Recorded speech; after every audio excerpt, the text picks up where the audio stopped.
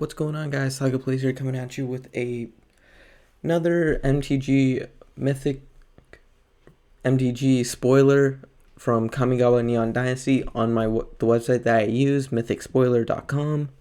So it's been a while since we've done one. I've been mainly posting Yu-Gi-Oh and Magic, or not Magic, Yu-Gi-Oh and Legends Arceus, mainly because those kind of came out recently and I really haven't had anything new content wise. But let's continue on. I did pull up all the spoiled cards so far. We're only doing mythic and rares because a lot of cards have been spoiled. So at this point, it's just better to do mythic and rares because, yeah. So let's start off with this first card, Goro Goro, Disciple of Ryusei. 1 red, legendary creature, Goblin Samurai. 2/2. Pay red, creatures you control gain haste until end of turn. 3 red creature, create a 5/5 red dragon spirit creature token with flying. Activate only if you control an attacking modified creature. So modified, it is a new mechanic. I kind of forgot. And it's like creatures, auras you control, and counters are modifications. So like pretty much it's just a new keyword, but it's everything that's already been in the game. So as you heard, I just said it's equipments, auras I control plus counters that are on my field. So there's that. So I mean, not bad. The haste is good for a 1 red, and then you can give it haste if you have 3 mana in total, 2 to cast this, and then 1 red open to give it haste. But yeah, I mean, really good card. And then also, I'm not going to be looking up prices mainly because they'll be fluctuating, and TCG Player doesn't have all of them yet. So next card, Risona Asari Commander. So, and also, I am only looking at the cards coming out in the set, not the commander cards. So just another heads up. 1 red white legendary creature. Typings are unknown because of the horrible camera shot of that card. When Risona Asari Commander deals combat damage to a player, if she doesn't have an indestructible counter, put that kind of counter on her. Whenever combat damage is dealt to you, remove an indestructible counter from Risona. Attack unknown, but toughness is 3. But yeah, so I want to say not a fairly good commander, but getting an indestructible counter on a card, that's good. I think her power will be low mainly because her CMC is low, so there is that. Next, and there will be a bit of lag because all the tabs are open. So Thousand Faced Shadow, blue, 1/1, creature human ninja, ninjutsu 2 blue, flying. When Thousand Faced Shadow enters the battlefield from your hand, if it's attacking, create a token that's a copy of another target attacking creature. The token enters the battlefield tapped and attacking. Alright, so not bad. I mean, it gets you another creature out to attack. If you got a super, like, not buffed up with like spells and counters and everything, but like just base power and toughness, like a super strong base power toughness creature, then you would want a copy of that to help swing in. And if it has trample, then you would also want that. So kind of good card, costing 1 blue to cast, but ninjutsu 4 CMC, not bad in blue, so it may get some play, if not a lot. Kyodai Solo Kamigawa, 3 white, legendary creature, dragon spirit, flash, flying.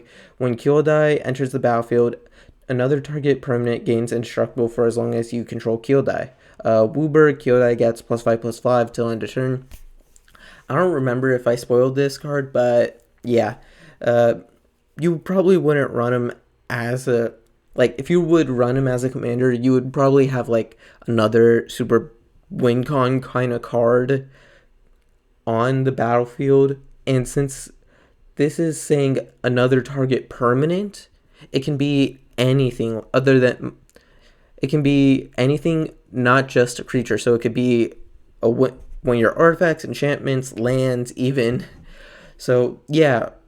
So I mean, it can be anything as long as it's a permanent. It doesn't have to necessarily be a creature.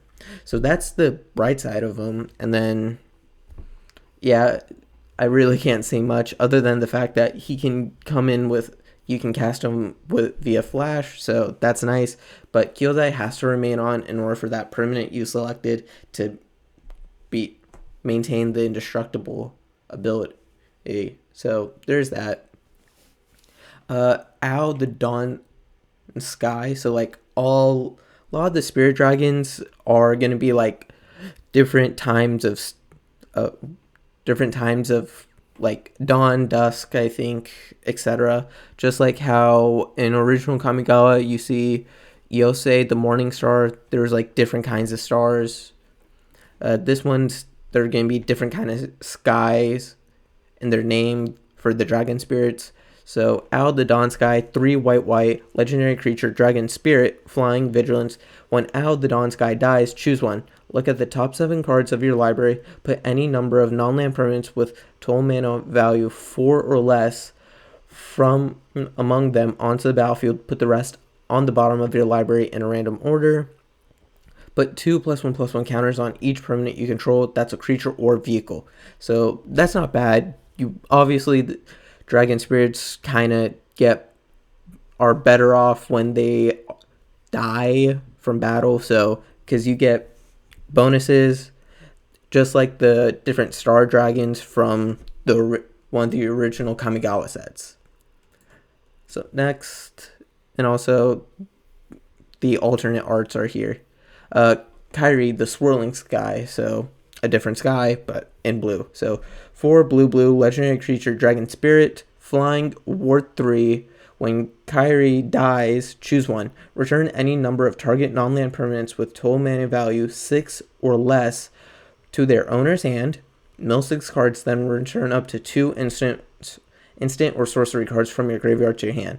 So I mean, if you're running like mono blue, then you'll probably have a good amount of instances and sorceries in order to help if you're not like doing a ninjutsu kind of play style. So there's that.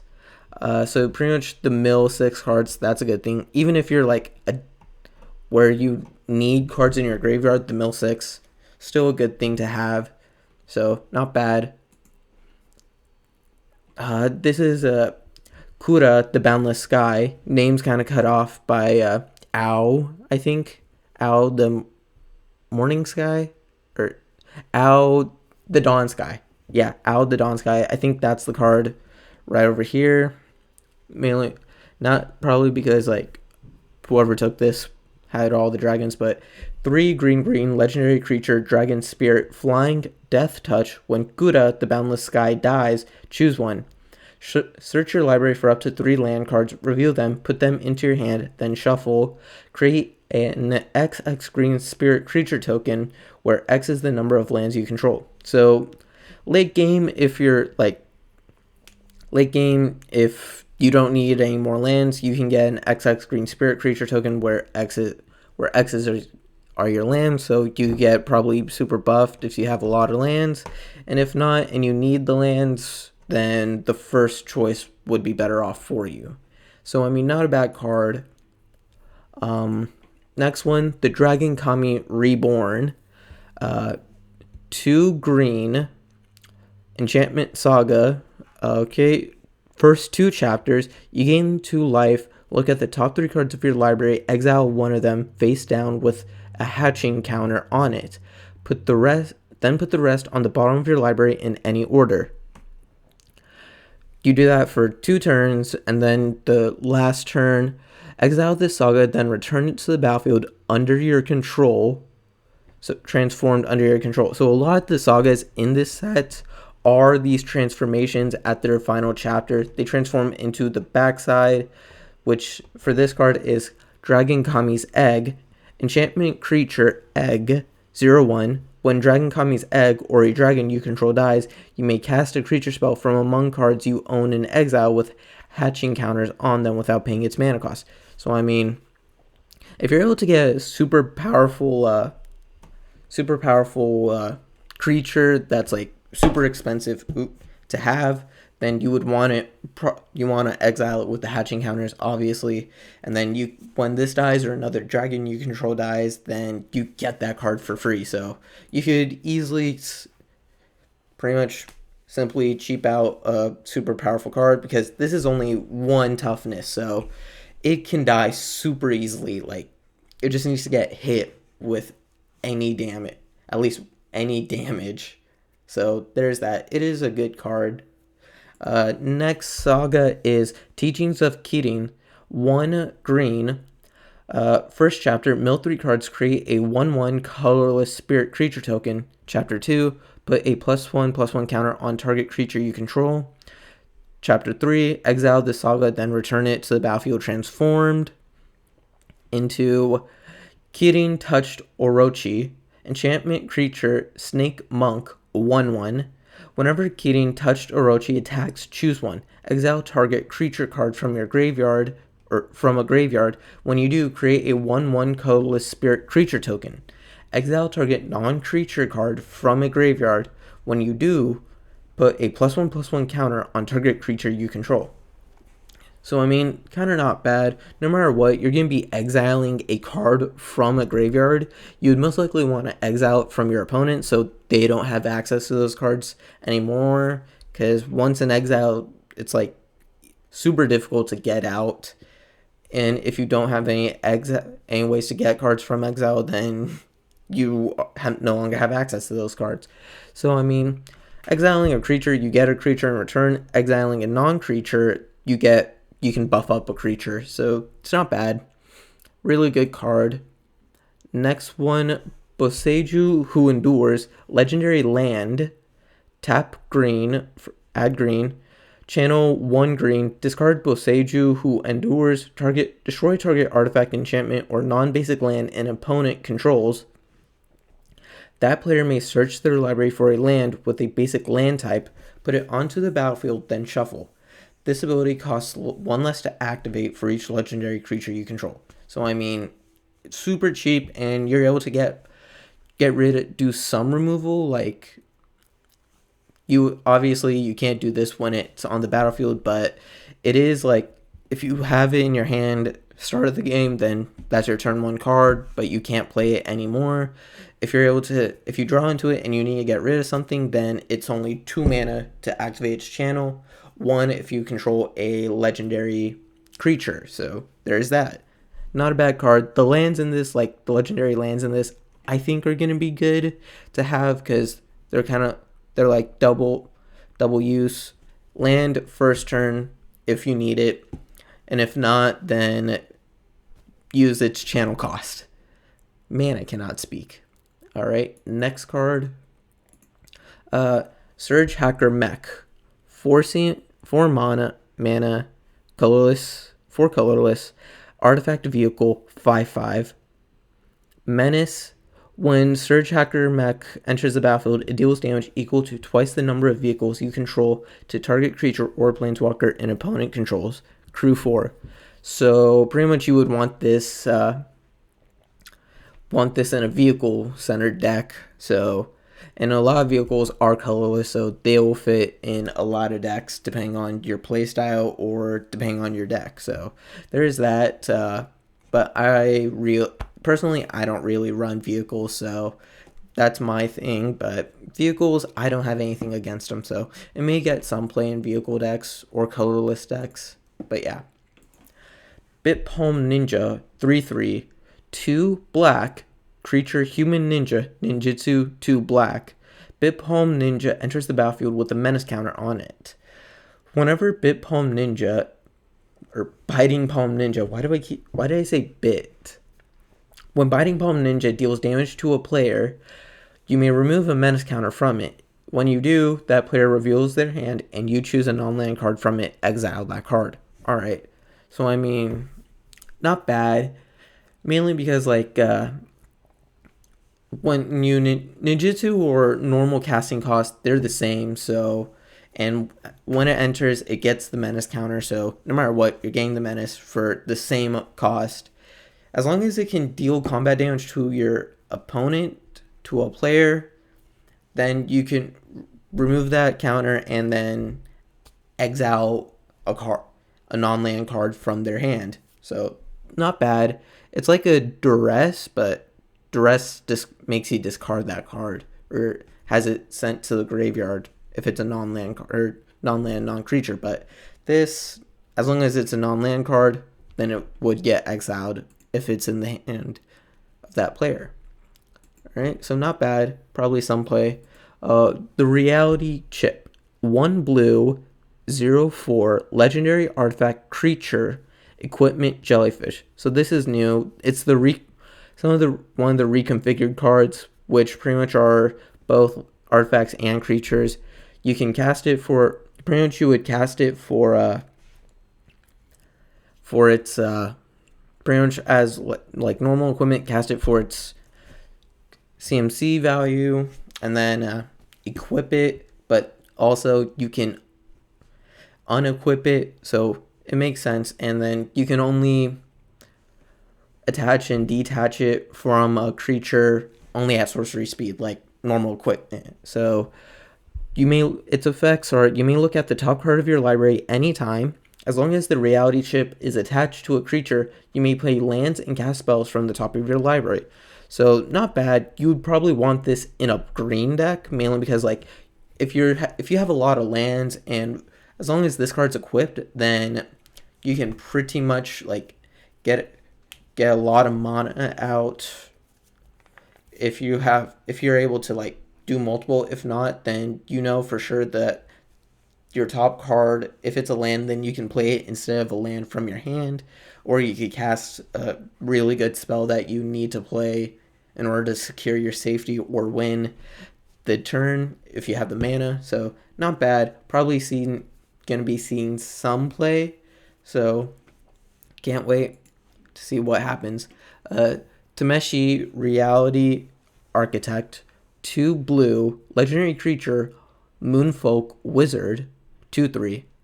So that's new. Moonfolk. I've never heard of that creature type before, but I guess it's new to the set, or it's not new and it just has not been used in a long time. But I'm gonna bet it's new, so it's kind of like a merfolk, but I guess they reside on the moon.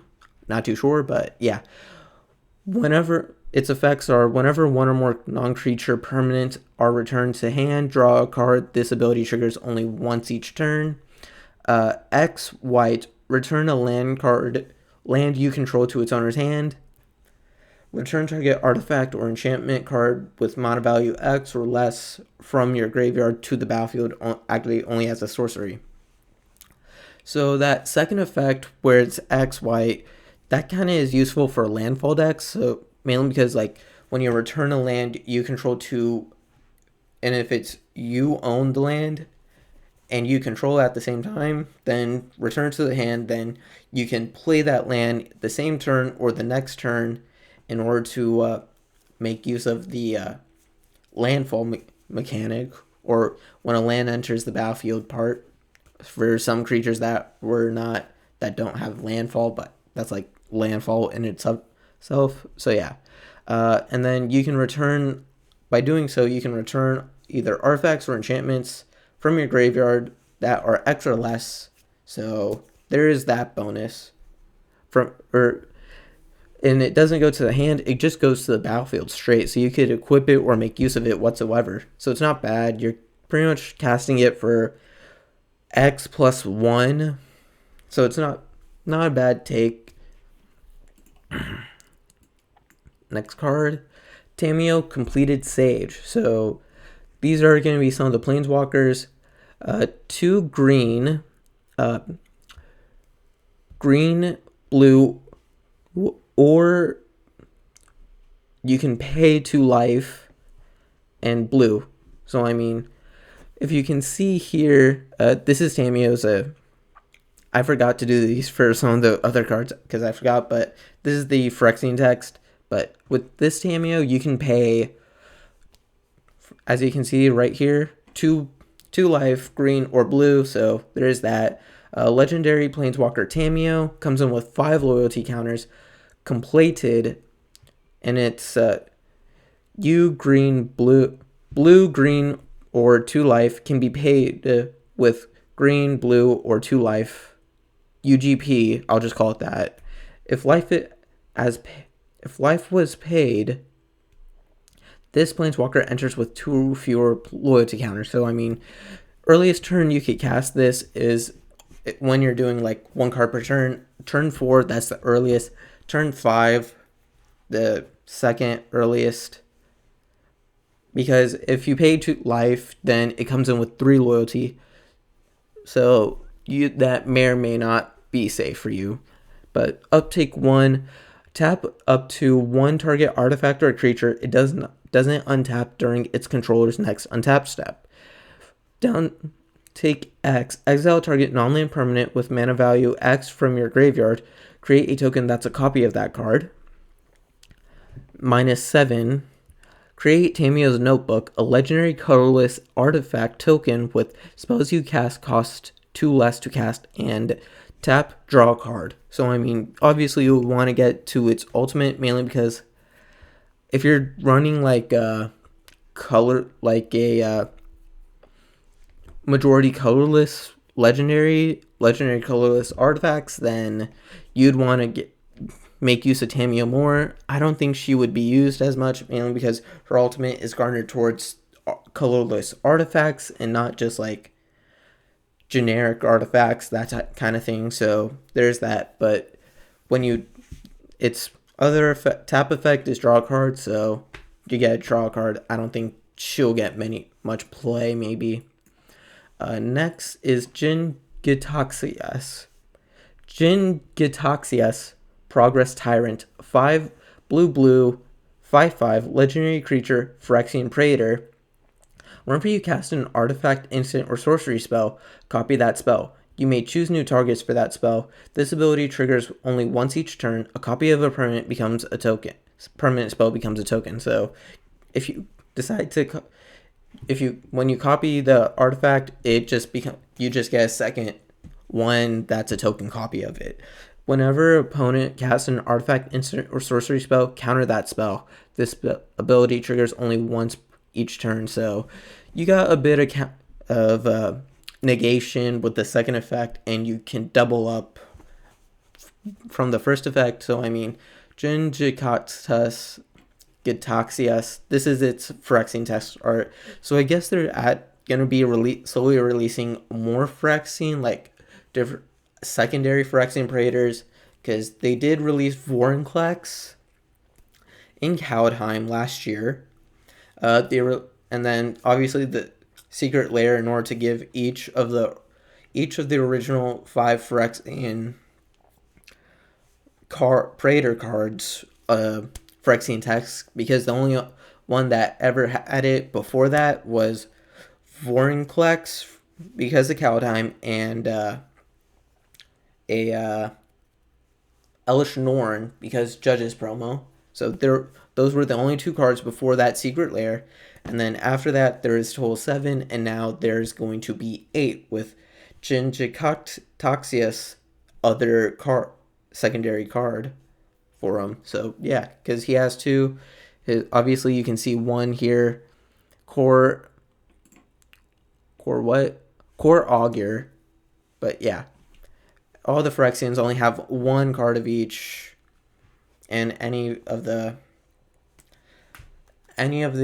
and now Vorinclex last year got a second card with his name in it, and now Gitaxias is on Kamigawa, so who knows what's going on. The Phyrexian Praetors may or may not be trying to expand.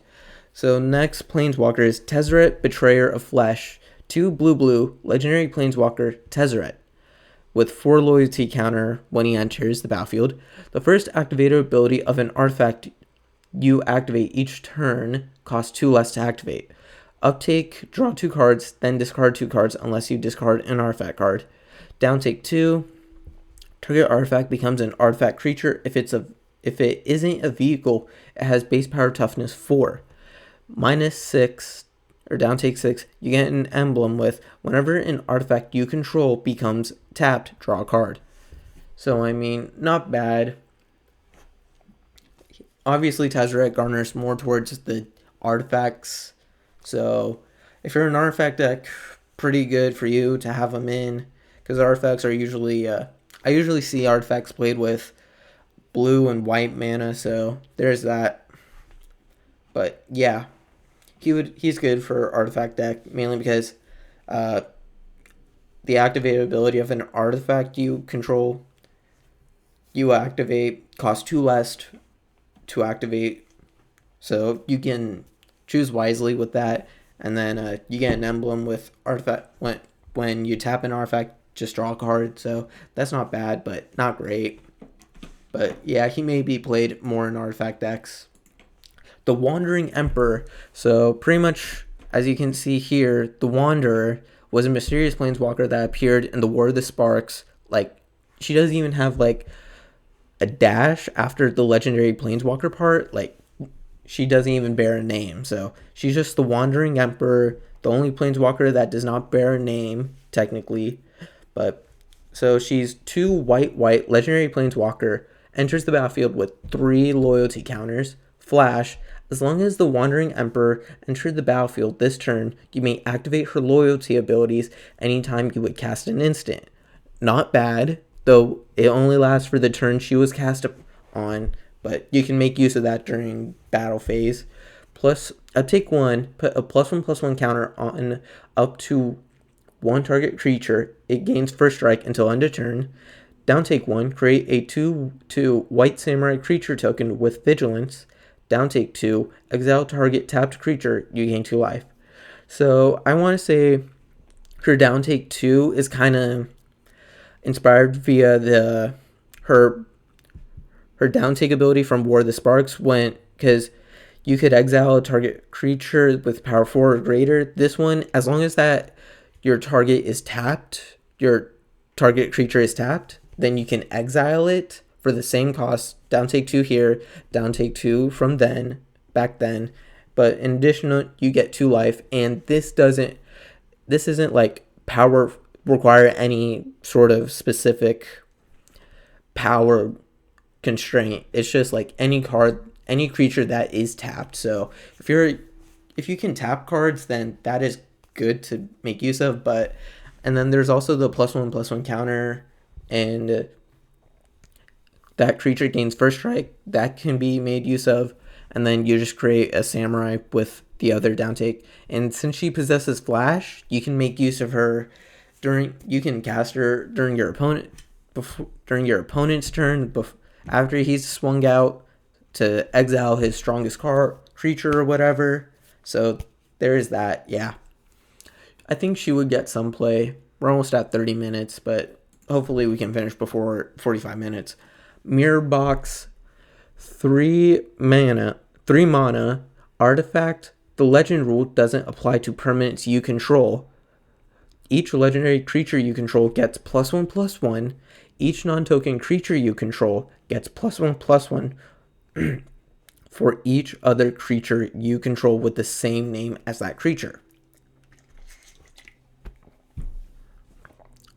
So pretty much legend rule always does not, some people may not like it. Obviously legend rule is meant to be a crutch for legendary creatures because they are super powerful. That's why you can only have 1 legendary card with that same name on the battlefield. So when a card has legend rule doesn't apply to permanents you control, you would want to make use of that a lot.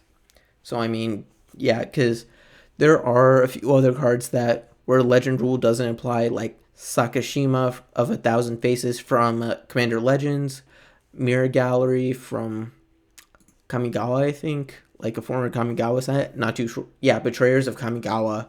So, I mean, that was a 5 CMC card with only the legend rule doesn't apply. This card is not only cheaper, but it gives you 3 effects. Legend rule doesn't apply.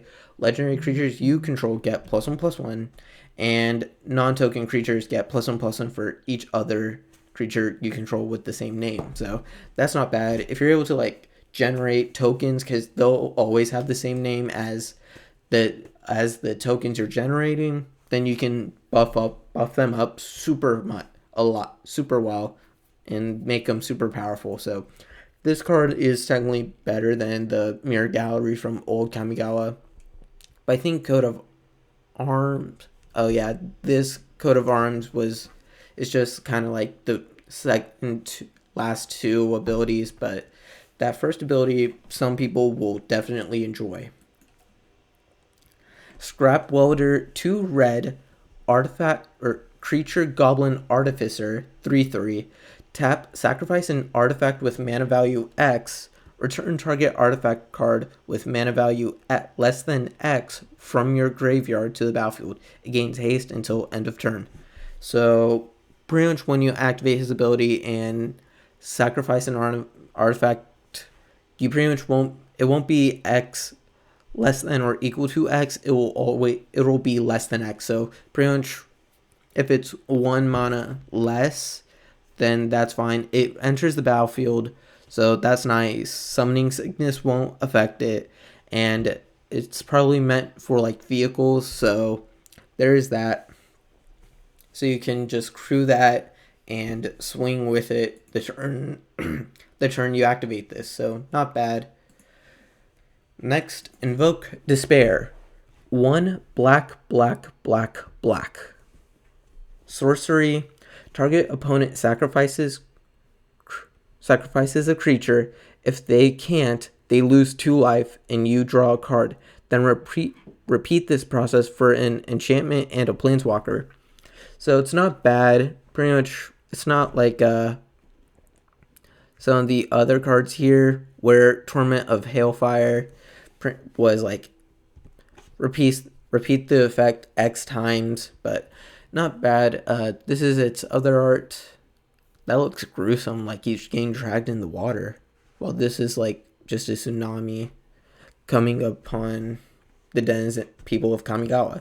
But yeah, I mean, your opponent is forced to sacrifice a creature, and then if they can't, lose 2 life, and you get a card, and they repeat the process 2 more times with enchantment and a planeswalker respectively. So it's not bad, but I don't know if it'll get much play. Sokinzan, Crucible of Defiance, legendary land, tap red, channel 3 red, discard Sokinzan, Crucible of Defiance, create 2 1/1 colorless spirit creature tokens. They gain haste until end of turn. And like a lot of the other channel lands, legendary lands, it costs 1 less for each legendary creature you control. So really not, that's all. Just discard it to get 2 1/1 spirit tokens, colorless spirit tokens. So not much. And Kodama of the West Tree. This is the last, as you can see here, this is the last Kodama in terms of cardinal directions plus the center, because here's north because north and south were done in Champions of Kamigawa. Those 2 were released there. East was released in Commander Legends, and center was in Betrayers. So all cardinal direction Kodamas are released with this set, are now fully released after this set is properly released.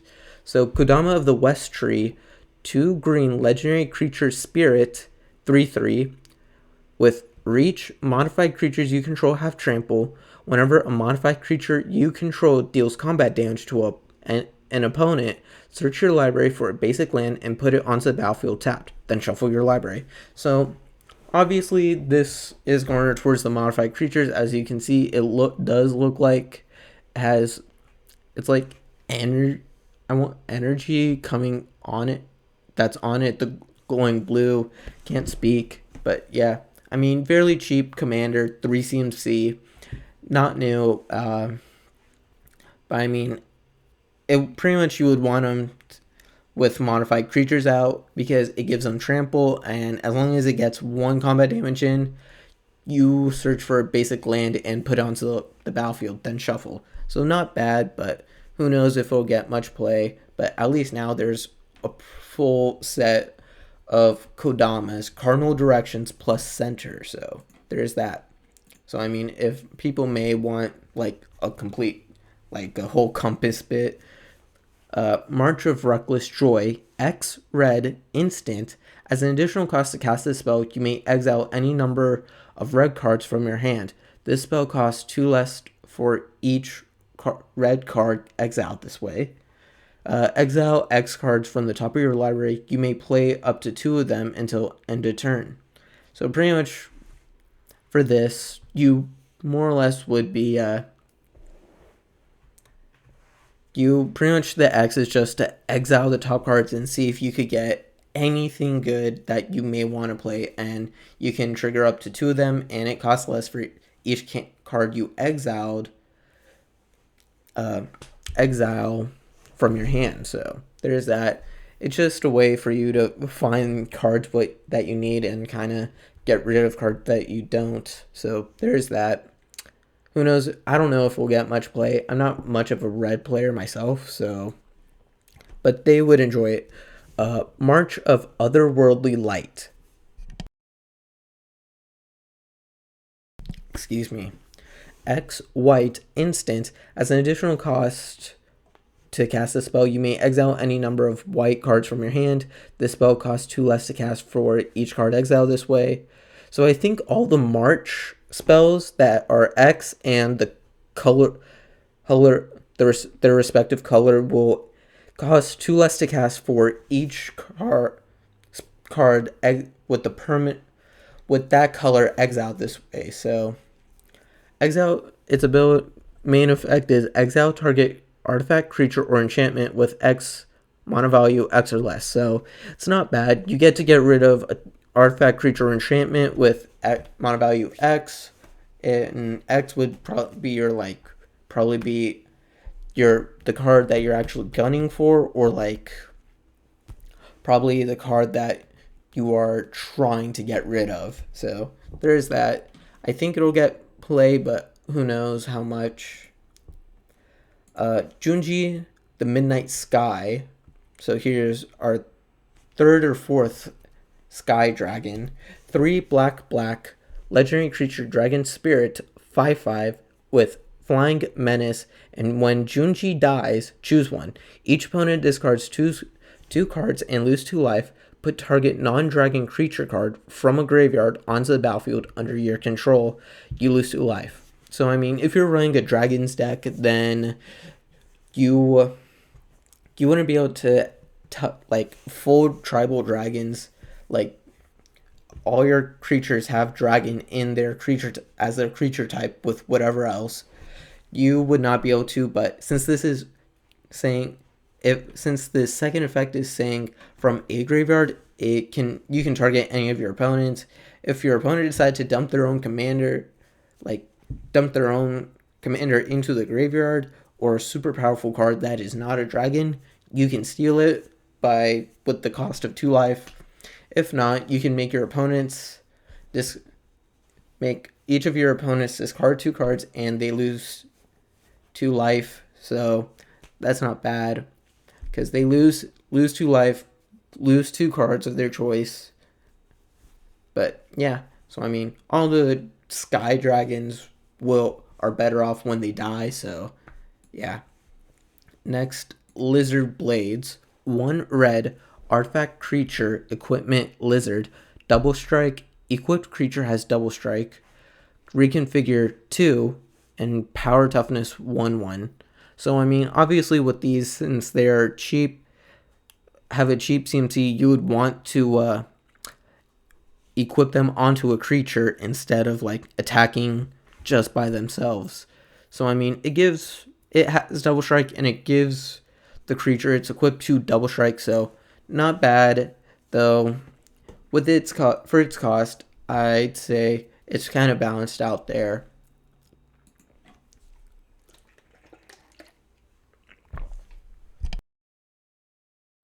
Excuse me, had a drink of water. Invoke Calamity. 1 red instant. You may cast up to 2 or sorcery spells with total mana value X or less from your graveyard and or hand without paying their mana cost. If those spells would be put into the graveyard, exile them instead. Exile Invoke Calamity. So pretty much you're going to be able to cast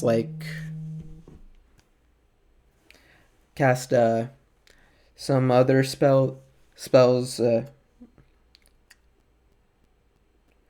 Sorry.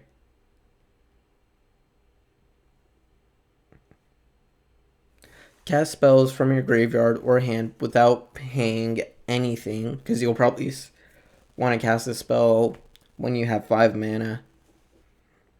So yeah. Not much to it.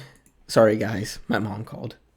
Lion Sash, 1 white, artifact creature equipment cat, 1/1. White, exile target card from a graveyard. If it was a permanent card, put a +1/+1 counter on Lion Sash.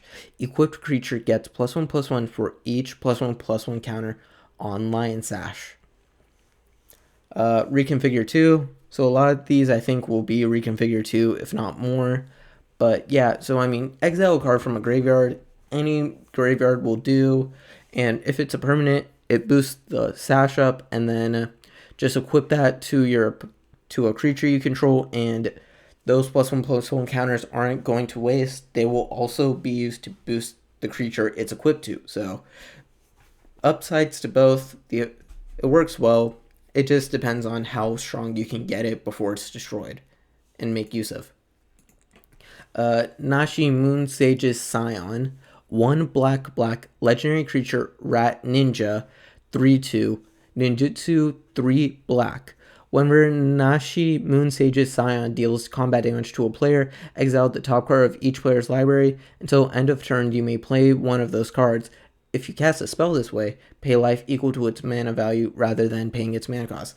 So, not a bad card. As long as this is able to get combat damage to a player, then each player exiles the top card of their library, like Itali, but instead of casting all of them, you can pick one and pay life instead of its in place of mana for its in order to get its effect. So not bad, but who knows how much play it'll be used. Obviously it may go in a ninjutsu deck, but who knows. But this is the end. This is Saga Plays signing out. I hope you guys enjoyed these spoilers. Bye.